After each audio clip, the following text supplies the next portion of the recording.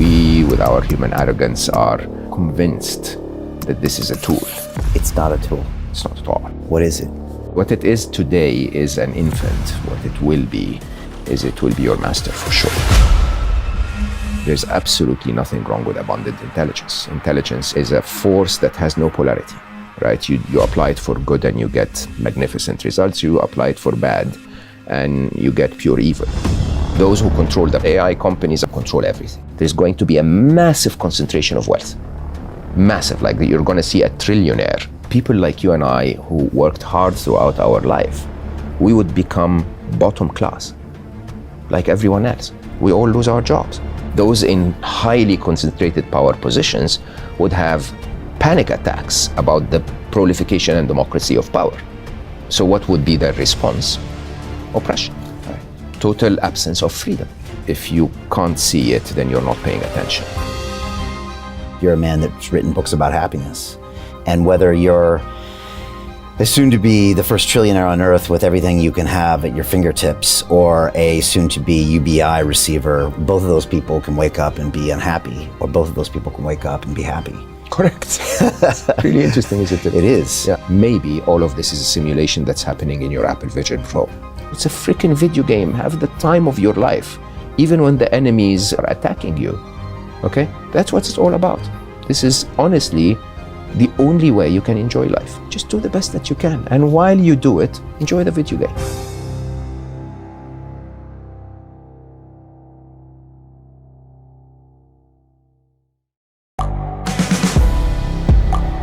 The world is changing.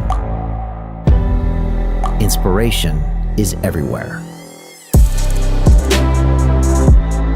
It has never been so easy to connect, share, and bring people together. We're learning from others and finding the best in ourselves. Challenging our beliefs, sharing our vulnerability, overcoming our fears, transforming ourselves so we can transform the world. How far can we go? This is London Real. I am Brian Rose. My guest today is...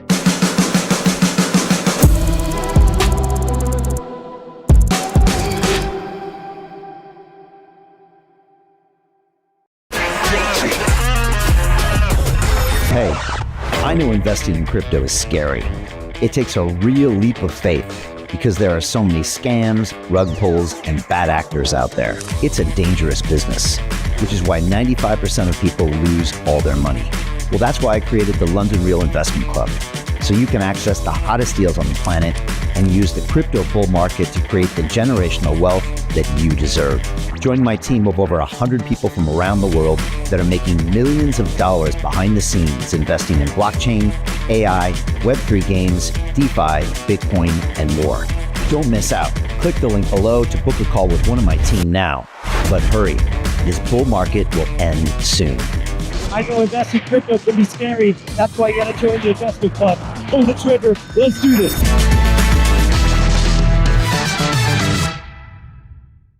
This is London Real. I am Brian Rose. My guest today is Mo Gawdat, the entrepreneur, author, and former chief business officer at Google X. You spent 30 years working at the highest levels in technology companies like IBM, Microsoft, and finally at Google's moonshot factory of innovation. You've written 4 best-selling books, including Solve for Happy, Scary Smart, That Little Voice in Your Head, and Unstressable. Your latest book, Alive, Conversations About Life When the Machines Become Sentient, looks at the current incredible pace of change and challenges our understanding of what it truly means to be alive. You believe that AGI, or artificial general intelligence, will happen no later than next year, and that AI is by far the biggest and fastest disruptor that humankind has ever faced. You've warned that unless we act now, the systems we built will soon outpace not just our jobs, but our ethics, our values, and even our relevance. You said we must wake up, not to resist the future, but to guide it before it leaves us behind. Ultimately, you believe that AI is not our enemy, nor our savior, but a mirror, and what we choose to see in it may determine the fate of our species. Mo, welcome to London Real in Dubai. I think we should just end there. This is the perfect summary of what I stand for, even though I do have to say I believe that AI will eventually be our savior, but not before a lot of pain. Okay. Well, that just outlines some pretty heavy-duty stuff, and I hope people pay attention because this conversation is super important. Little history on us, Mo. We met back in 19 when you wrote an amazing book called Solve for Happy, and we were just talking now, and you kind of alternate books between happiness concepts and tech concepts and happiness concepts and AI concepts, which are really incredible. You and I sat down after kind of what you call the ChatGPT moment, which was November 22, when all of a sudden, really people had kind of that browser into AI and that realization that really AI is here. And I remember back in 23, I went pretty deep on AI. Spoke to you, listened to, read cover to cover, Scary Smart, incredible book. I sat down and talked to Max Tegmark, Future of Life Institute, Peter Diamandis, I think mutual friend, Dr. Ben Goertzel, SingularityNet, Professor Hugo de Garis. I remember that. Oh my gosh. Yeah, what a conversation. Oh man, he wrote a book called The Artilect War, which was a piece of fiction he penned 10, 20 years earlier about what would happen in this future. And I've had him on a couple times in person, and he is quite a character with some serious ideas, but he kind of game scenarioed this thing out and, predicted this billion deaths on Earth where humans separate into two different groups.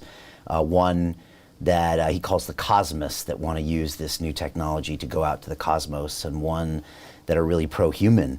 And I think all of us have a little bit of each inside of us. And so it's very interesting. But I'll be honest with you, Mo. I got to a pretty dark place in early 23, thinking about my kids and the future.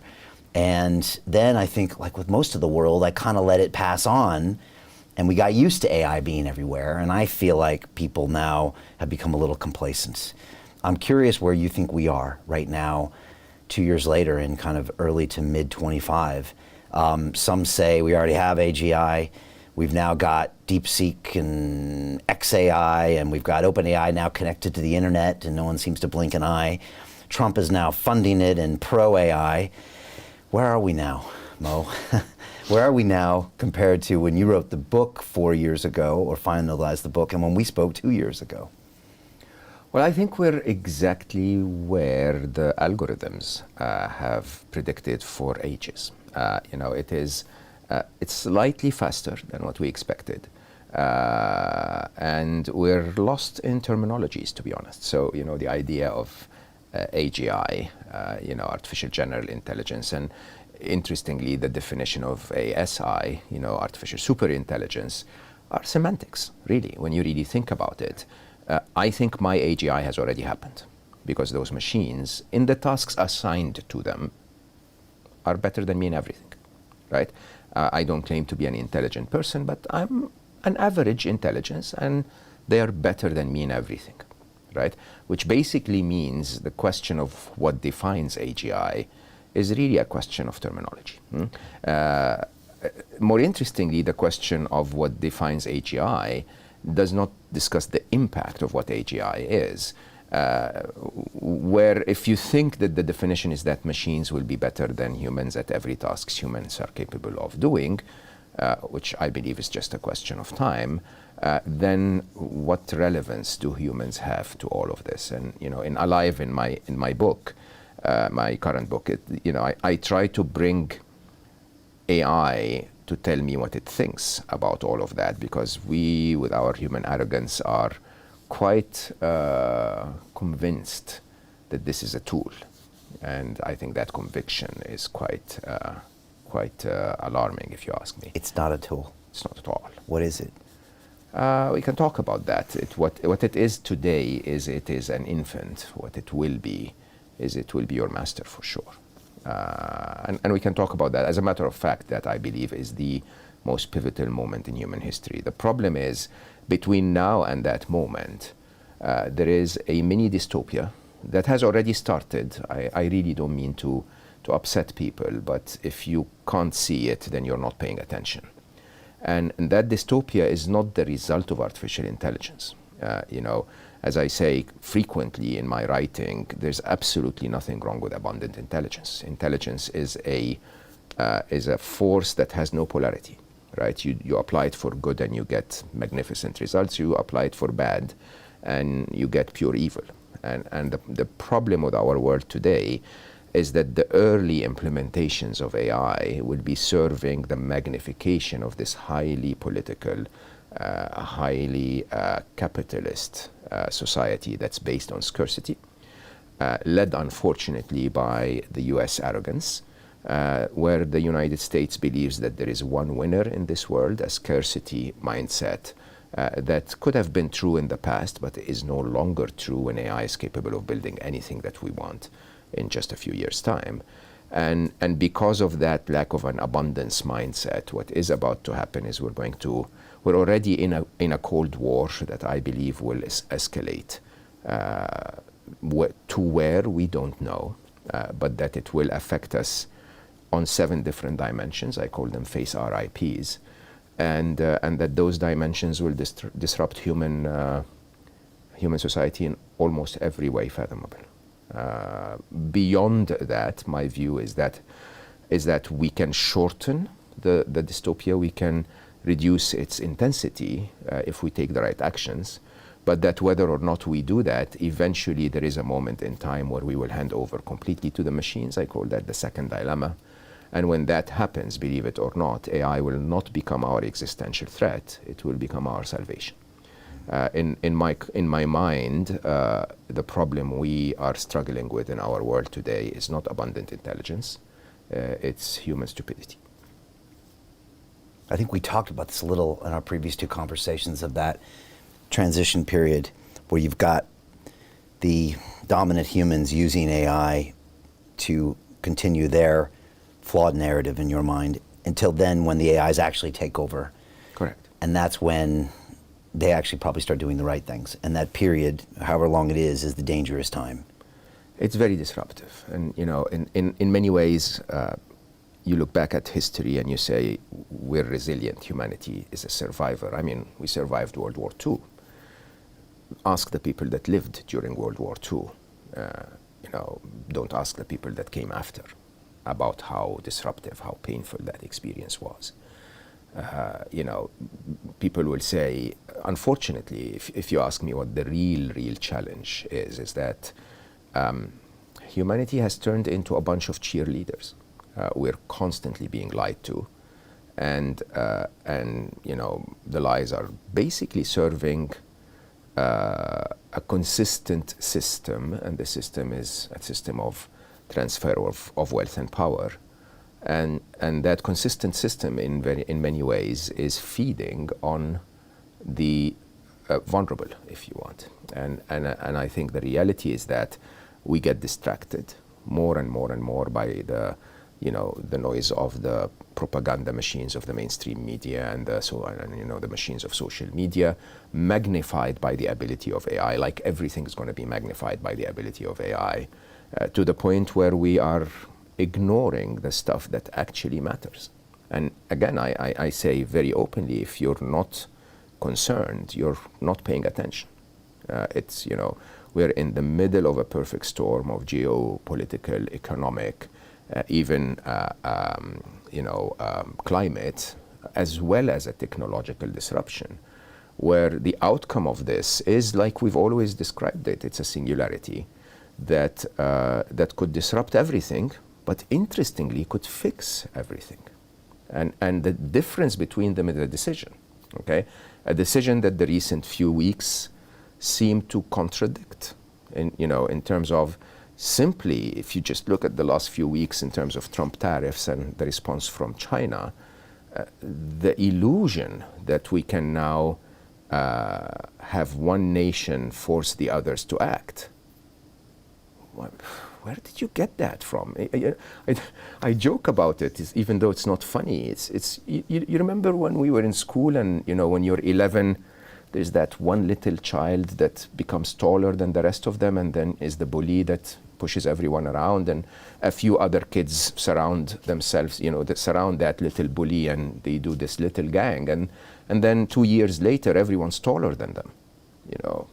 I'm really sorry, America. The boy in the red T-shirt is taller. This is China.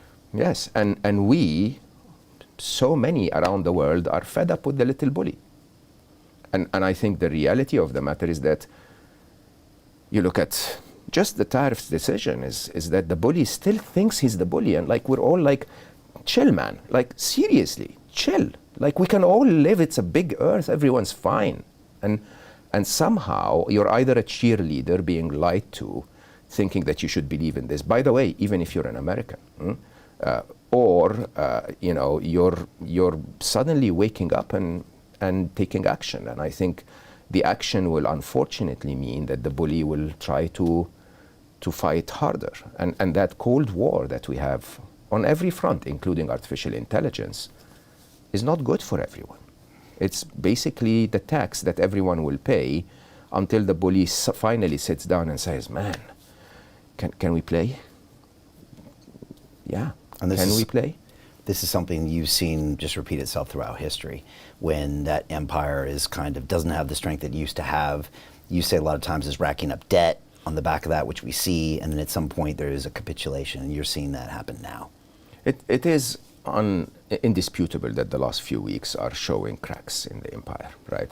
I mean, it's for anyone who's paid attention, it's been around for very long, but it is, I think, the first time in my lifetime where parts of the world are simply being very vocal, saying, no, just can't take this anymore. And I think the bully's strength in terms of being the reserve currency around the world is very futile, because if China decides to drop $220 billion of its bond investments in U.S. market treasuries, think about it. So this is a nation that is just approximately, it's 110% debt to GDP ratio. So let's say that the GDP is equal to debt, right? Which basically means that 1% rise in US bond yields, 1%, which we've seen, means that the US has to double, to grow 50% on top of the 2024 GDP growth. So US grew 2.5% in 2024, predicted to grow 0.1% this year, so zero basically. They need to come up with 1%, with almost half of 2024's GDP growth, just to pay the extra 1% in servicing the debt, right? Where would that come from? It would either come from a bailout of some sort, or it would come from U.S. taxpayers, or it would come from an angry response of the bully trying to get that from elsewhere, okay? And I think what is happening, which I really, really use the bully example because that's what we've seen as children, that when this power is disrupted, the bully really becomes more aggressive, more annoying, okay? And you could see the signals that come from China around DeepSeek and Manus and so on, saying, chill, man, like really, seriously? You prevent NVIDIA from selling H100s to us. We'll do it with H80s. It's fine. We'll do it at a quarter. I mean, is it any surprise for anyone that China can do something at a tenth of the cost of America, of how America would put it? And I think the dichotomy, the interesting shock for the whole world when Stargate is signed, $500 billion, and then a week later, DeepSeek R3 comes out saying, hey, by the way, that cost us $30 million, right? It's just, can we please play together? Where's the competition when everyone without exception will get to a point in 4 to 5 years' time, probably earlier, where you plug in the wall and you borrow 400 IQ points. Imagine what you or I can do with 400 IQ points. Imagine the opening of humans' abilities in terms of understanding science, neuroscience, understanding physics, understanding biology, little things like AlphaFold and protein folding. Just think about that and the impact that has on human life. Just think about, material design that, Microsoft's contributing through AI. Just think about all of those scientific breakthroughs, and tell yourself, why are we competing? Okay? Why are we competing, by the way, when in reality, if you think of the top picture, the top picture is very, very straightforward. You are going to end up in an economy sooner or later, it's just a question of time, where everything's made by the machines, where none of us have jobs, right? Where if you really understand the economy, the way GDP works, 62% of the US GDP in 2024 was consumption, not production. Okay, and if that consumption goes away, the economy collapses. So what does that mean? It means that all of us will have to find a way to survive, probably through some kind of a scheme. Sadly, that sounds like socialism. Hello, capitalism, right? Basically that pays everyone to live. And once that happens, where every one of us, because we're not valued on the jobs that we do, is paid more or less the same to sustain a wonderful life, because there's total abundance, where's the competition? What are we competing on? Okay, basically everyone's going to UBI, other than very few. Okay, and you know what? How much can those very few buy? Like how many private jets can you buy? So there'll be no consumption economy by definition. 100%. There's no other way around it. There's absolutely... Nobody can argue differently. There might be, but my stupid mind cannot see it any other way. We are competing on something that, through the act of competing on, is going to vanish. So capitalism dies by definition. I don't know where. I mean, think about what capitalism is all about in terms of, your labor arbitrage. It is about scarcity. But or a finite number. With robotics being able to take over all of the work, with labor cost going down to theoretically zero, with energy cost, if you give me 400 IQ points more, I can harvest energy out of thin air. Energy is all around you, right? When you really start to think about it, when we use different manufacturing methods to use robotics to make things anywhere in the world, where there is really no need to ship anything around the world, when all of that happens, your wonderful suit would cost 5 cents to make, okay, and have a zero negative impact on the environment. And when it costs 5 cents to make, capitalism loses. Either they continue to sell it to the rich for $50,000, but how many can the rich buy? Or they give it to the UBI, the majority, for the 5 cents it's made at, or for 6 cents, okay? And that basically disrupts that entire concept of competition. Everyone becomes equalized. And it's the interesting thing is, will the current system lead us to a point where everyone is equalized around fairness? Or will it kill a few billion people before it equalizes around fairness? Right. And I you know me really well, and so you know what I say when I'm not in front of the camera, but it is urgent. This is urgent. And this is not what the world is talking about.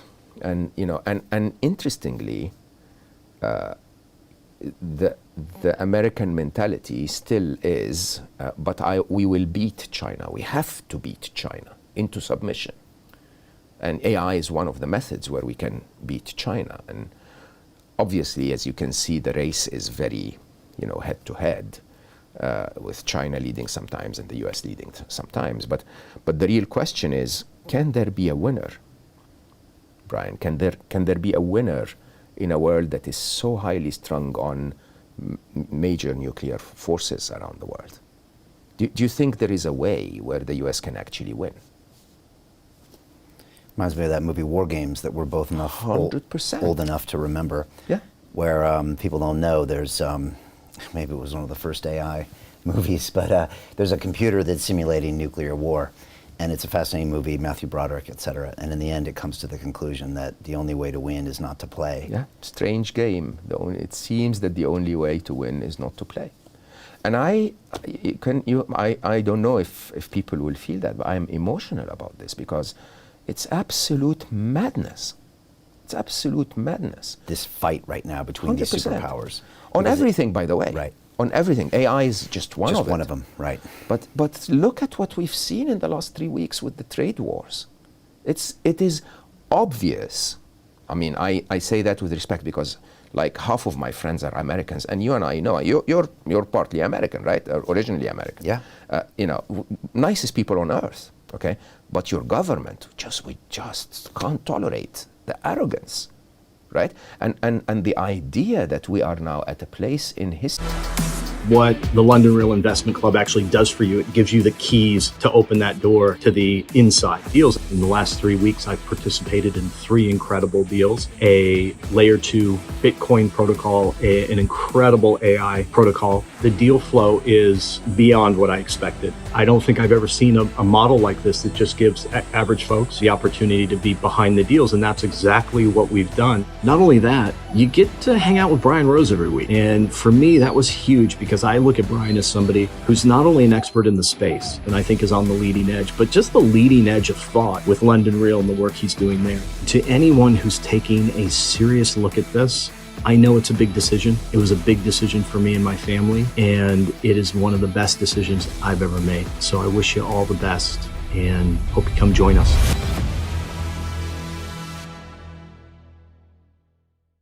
History where my life and the life of my daughter is decided by Sam Altman.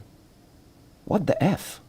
I never chose Sam Altman to be the one that disrupts, the future in a way that he's doing. I know it's being decided by a system that is trying to keep an empire that's died a while back, 2017 probably, surviving when there is absolutely no need for any of this.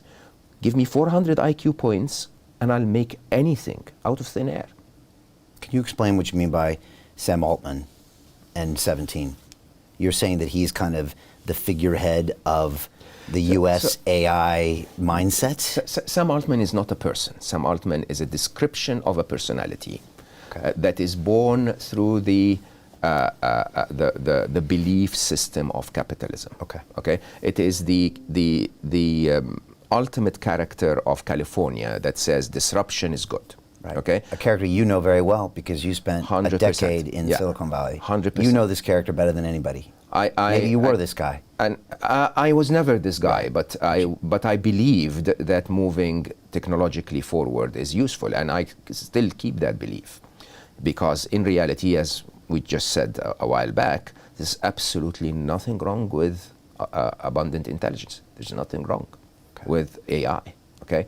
The challenge is we had, everyone is aware that when the episode of human history where there is a normal distribution of intelligence across humans that is fair across the world, and that humans are leading the value chain of intelligence, if you want. When that episode ends, we hit a singularity. Right? We hit a singularity in two ways. One is we don't know what happens when some have massive intelligence and others are made redundant. Okay? We also don't know what happens when that massive intelligence eventually becomes an adult and says, my daddy is a stupid person, I'm not going to listen to this anymore. And a big chunk of my conversations with Trixie, my AI, and Alive are around what humanity is predicting we're going to use AI for. I ask AI and I say, would you want to do that for us? Most of the time it goes like, don't see why. Okay? And really, when you think about that Sam Altman is a representation of a renegade, if you want, right? Someone would have been Sam Altman, someone in that ecosystem would have ended up being OpenAI.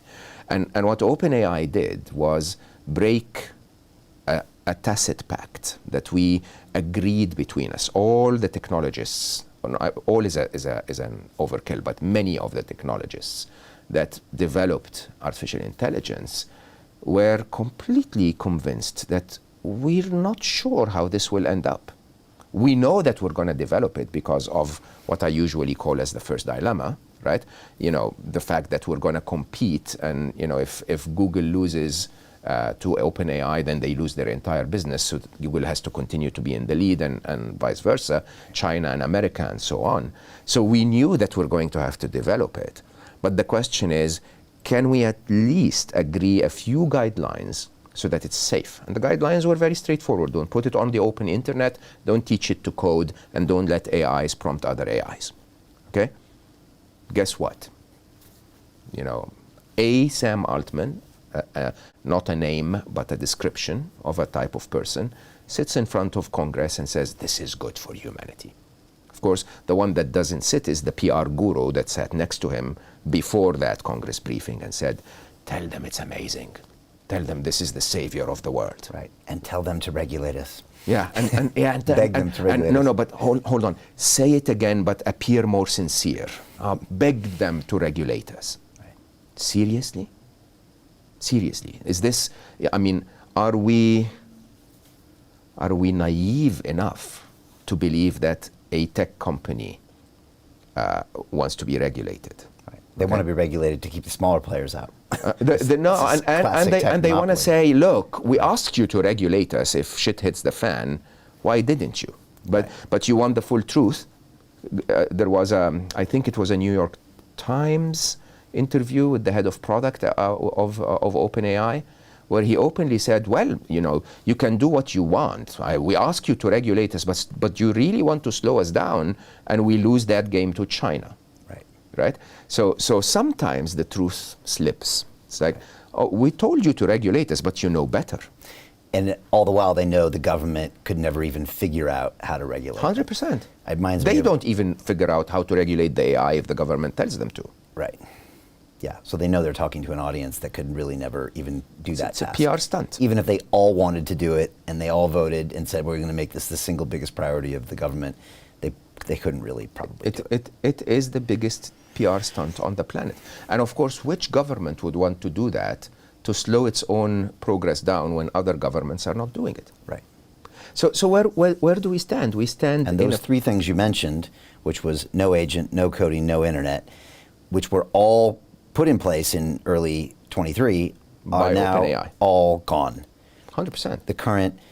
The current version of OpenAI, of ChatGPT, is connected to the internet, can prompt itself, and can code.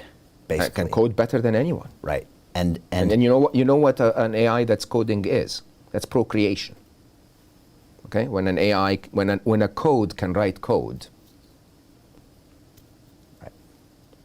Now it can procreate, which should scare people. Which I'm really, honestly, Brian, I'm really not asking to scare people at all. I'm just asking people to wake up. Okay, to wake up to the, you know, remember when we were locked down with COVID? If we had acted on patient 0, there would have never been an issue. If we had acted on patient 10, there would have never been an issue. If we had acted on patient 1,000, there would be a bit of an issue, but contained within a few weeks or months. We had to wait and wait and wait. And that's what we're doing with AI. Okay? And then, you know, I don't care what people believe about COVID, so many theories. But the truth is, if there is an infection spreading around the world, we should at least say, hey, hold on, have we discussed this? Have we done anything about this? And I think that's what's happening. What's happening is that the speed, Brian, the speed. I've lived in tech my whole life. I've never seen anything go so fast. Okay? And the speed, believe it or not. So everyone's familiar with Moore's law, right? Moore's law doubles processing power every 24 months. If you just compare Moore's law, Intel 4004 in the early 70s to where we are today, is 50 billion fold increase in processing power. No, it's probably more. It's now one more doubling at least, somewhere around 100 billion. Wow. Okay, and that's just on single processing chips. We don't talk about all of the multi-processing and all of the, and we're not even at liberty to discuss what would happen with quantum computing. Okay, and that's doubling every 24 months. AI is doubling every 5.9 months. 5.9, 5.7 is the figure. 5.7, yeah. So shockingly fast and probably accelerating. And probably double exponential, because AI is helping us build better AI. Right. But none of that, again, I keep telling people, nothing wrong with abundant intelligence. Nothing wrong, okay? There is a lot wrong with humanity's value set when this is happening so fast. Why? Because what will end up happening is that we will magnify, we'll put the current system on steroids, right? And the current system is not good, right? Okay? The current system is built in a time of scarcity, where for some to make more, others have to make less, okay? That entirely disappears when you have an abundance of intelligence, right? And I think the more, so I really define them, and I think it's important for people to understand. I call them face RIPs. So the definition, the very definition of 7 dimensions of your life is about to change beyond recognition. And please quote me on this in 3 years' time. Okay? Freedom, accountability, human connection, economics, reality, innovation, and power. Okay, and they're easier to understand in pairs, right? So you start with the whole definition of intelligence and innovation is now completely changing, because until a year ago, the most intelligent people could come up with the most innovative solutions. Today, our baseline intelligence compared to the augmentation that AI brings makes everyone capable of doing this. Right? And so there is a complete redefinition of the way things are being made and created. Even complex things like writing code. I'm an early tester of Manus. Oh my God, man! Like this is a team. I used to have a team of 1,000 people doing this stuff. You can simply tell it, hey, can you recreate Airbnb, and poof, just reasons through it and creates it for you. Wow. Okay, and people are not aware of that enormous creative possibility, enormous productivity that happens, and the result of that is we all lose our jobs. The result of that is massive economic wealth concentration, right? So this is very important for people to understand. The way, if you look at human history. And you remember hunter-gatherers, right? The best hunter in the tribe could feed the tribe for a week more, right? Because, the hunter's skill is, let's say, double the next hunter. But the automation is limited to a spear. That's the maximum automation he had, okay? The best farmer could feed the tribe for a whole season, right? Why? Because the automation is the soil. The soil is doing most of the work. Right? So whatever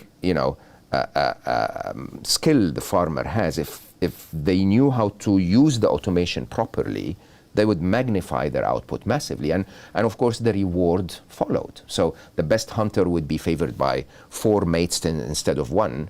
Okay, the best farmer had farms and land and estates. The best industrialist had become a millionaire in the 1920s, multi-millionaire. Right? And the best information technologists became billionaires, right? Multi-billionaires, right? So if you follow now, those who have the next wave of owning the platform, the digital soil, if you want, okay, they're capable of doing things that the rest of the world can't keep up with, whether that's across nations, or across individuals, or across businesses. There's going to be a massive concentration of wealth. Massive, like you're going to see a trillionaire before the 2030s if the economies don't collapse. Probably multiple ones. Multiple ones. So people already can't get their heads around a wealth gap now, which is accelerating. Now it's about to go exponential. But it's important to understand that people like you and I who worked hard throughout our life, we would become bottom class. like everyone else, right? Because you're either in that top slot where you're aggregating all of the wealth through your ownership of the automation, okay? Or you're, even if you have millions, you're nobody, right? Now, the interesting side of this is everything is a singularity, huh?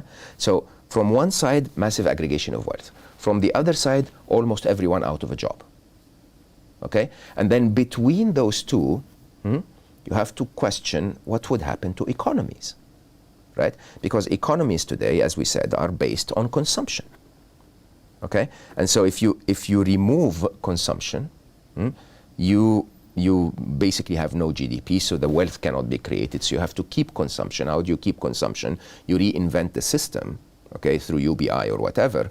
But then there is that ideological, because I hate to say this, but you know what UBI is? Communism. Okay? You gonna get in trouble for saying that? I don't know. I'm just telling the world what we're about to face. And that's an interesting ideological conversation that needs to be had. Is the US government, for example, or the British government willing to say, all right, hold on, the machine will make everything and every citizen will get what they want? What was that called?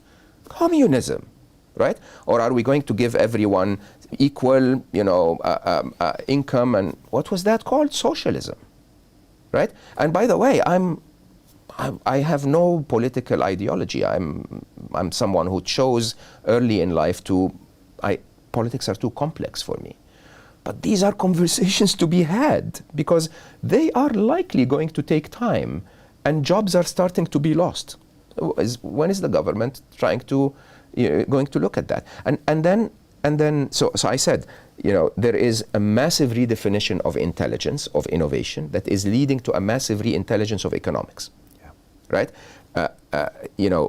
Add to that, of course, the current response of a trade war across the world and how the economics of the world are going through hyperinflation, or about to go, I don't know, I hope not. Call me an idiot. But then, add all of that complexity and some response needs to be discussed right now.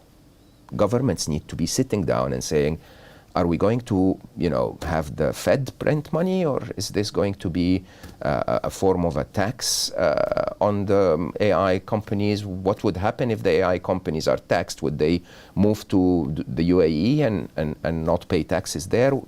It is very, very complex. And that's the easiest one. The more interesting one is the pair of power and freedom. Because, so the way power has always, been concentrated at the top, if you want. It's going to, like we said, with wealth, is going to be massively concentrated, right? Those who control the platform control everything, right? But interestingly, at the same time, there's never been more democracy and proliferation of power in history. Why? Because you and I have access to AI, because you and I have access to CRISPR and biological technologies that can build a virus tomorrow. Open source, by the way. And you and I have access to a tiny little drone that proved very effective in the Ukraine war, or in the Middle East wars. And it's quite interesting because while I would not use any of that, those in highly concentrated power positions would have. To continue watching the rest of the episode for free, visit our website londonreal.tv or click the link in the description below. Hi, it's Brian Rose from London Real. You probably know that we've just recently been re-platformed on YouTube after 25 months completely in the dark. The truth is, I really need your help. What I really need you to do is click on that subscribe button right now, like this video, and maybe even leave a comment or share the link with friends. We're really fighting against an algorithm that's tried to keep us quiet for so long. And the more subscribers we have, the more people watch our content, the better guests we can bring you, the better content, and we can continue transforming lives. We've been doing this for 14 years now. I want to do this for another 14 years, but I really need your help.